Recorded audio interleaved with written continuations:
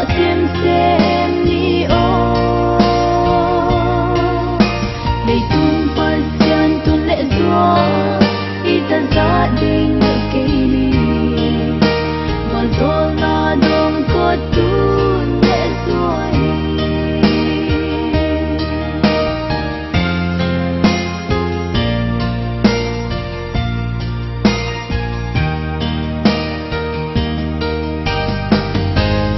tôi tê qua lại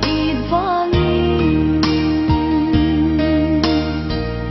zoom lệ ra gen thấy thuộc tuôn lệ gió hi du lệ đây dong mê ngắm lâu mê dâu lâu dal khun na mai mi xin thấy lâu mi tâm tuôn lệ gió ăn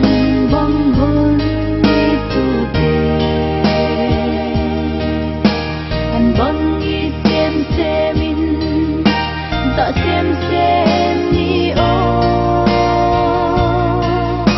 đầy tung phần gian tuôn lệ gió y ta gia đình cây ni và gió na đông có tuôn lệ gió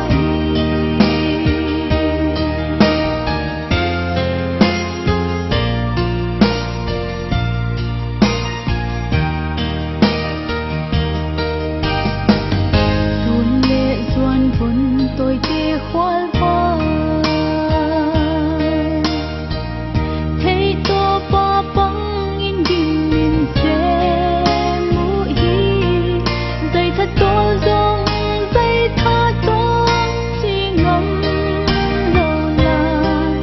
vốn tê đình con đông chín thu miền lại là tuôn lệ gió ăn băng hơn